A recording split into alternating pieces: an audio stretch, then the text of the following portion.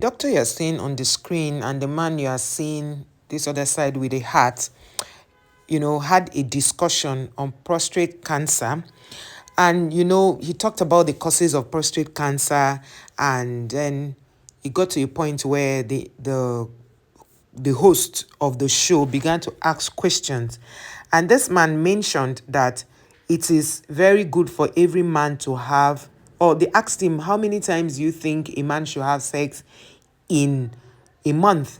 A man, that is a married man, of course. And he said 21 times in a month. Now, let us establish what prostate cancer is, the causes, and all of those things. Then we'll come to talk about marriage, why it is beneficiary, or why it is important for a man to have sex 21 times with his wife. Let us go to the causes. Age can cause, race can cause, family history, and chemical exposure. You know all that means. Prostate is very important for you. In my own little knowledge, it's very important for you. Once you're a man at 40, you're supposed to have gone to check yourself to be sure that you don't have any growth there or any sign that you could come down with that. Another thing is race, where you come from, all of those things. Family history. If your family have prostate cancer, you should already know what to do to see a doctor early enough. And then chemical exposure, where you walk, the places you stay, all of those things can become a risk. Now, let us see questions people ask. What is the main causes of prostate cancer? How do prostate problem start? How do you prevent getting prostate cancer? How can I clean my prostate naturally? These are the questions people ask occasionally or all the time. They go into the internet. Those are, and I mentioned a couple of it, or I've thrown a little light on the ones I mentioned earlier. Now, prostate cancer symptoms and causes. Cancer that spreads into nearby organs such as your bladder. Do you understand? Like this man explained, they say the bladder, the area begins to get swollen and all of those things. He was just saying, we'll get to the man, but let's continue. When people ask all these questions, the people also search this kind of questions like causes of prostate cancer in young males, how to avoid prostate cancer, what are 10 causes of prostate cancer, what are the 5 warning signs of prostate cancer, stage 1 prostate cancer. Let me tell you something. While the men are dealing with prostate cancer, women are also dealing with cervical cancer.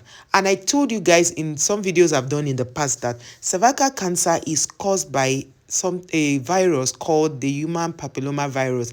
That virus is being stays in men, and when you have an unprotected sex, you're going to have that virus in your system. And if you don't go to check, you do a normal scan, they'll do a swab for you, they'll check it, and if you don't have any problem, you have to take the vaccine. And the vaccine is 3 doses. You have to complete it. If you don't take it according to how they have asked you to take in the hospital, you will restart again. And it's something that every female from 9 years old to 60 should do. If you haven't done yours, please do it. Then for the men at 40, you need to go to check for prostate cancer. So now, they say with the cancer in general, prostate cancer forms when cells divide faster than usual, while normal cells eventually die. Causes of prostate cancer. It is not known exactly what causes prostate cancer, although there are some things that can increase your risk of developing the condition. You see, when people say, the reason why you're having prostate cancer is because you're not sleeping enough with your wife. Did you hear that the causes are not found, but there are things that can make you be prone to having it? We'll get to the marriage aspect. Calm down. Watch the video. Please be dropping your comments. Be dropping the comment or be asking questions, because I want this video to be very, very interactive. Then prostate cancer causes. We know that there are 3 main established risk factors. One's racial background, family history, and age. You remember we mentioned that in the beginning of this video, right? These things will always come out when they are talking about this. They said the genetic factor inherited futures including changes in the BRCA1 and the BRCA2 genes may increase the risk. So now, in marriage, you guys just say, oh, a man should sleep with his wife 21 times, it will help and all that. Let's ask a question. What about Reverend Fathers? It's a very good question I'm asking. What about Reverend Fathers? How many Reverend Fathers have died of prostate cancer? Because it's assumed that the Reverend Fathers are not supposed to have sex, right? Now, I'm not saying that they don't have sex. There are some Reverend Fathers that are still very celibate. So, because when people see this kind of video, the first thing that comes to their mind as young people who are not married is to go and fornicate. And you guys know that fornication, even if the Bible did not go against fornication, remember that. Even if the Bible did not go against fornication, remember that it's your body. Like, if you value your body, you will not allow just anybody or anybody sleep with you without being married to you. If you value your body, right?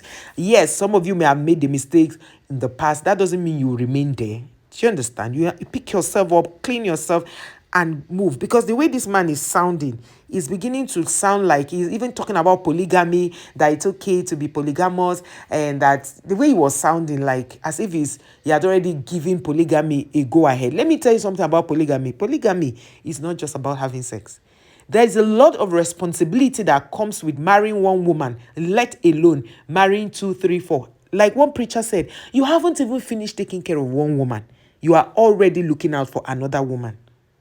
So it's high time we sat down to look at the disadvantages of these things that people magnify the advantages and leave the disadvantages. Now, in a marriage, your husband could be sterile. Some men are sterile, not because they were sterile before they got married. They were sterile in the marriage because of maybe health issues and all of those things. Now, a woman who is watching this say, oh, my husband is supposed to be sleeping with me for 21 times, and then he's not able to meet it.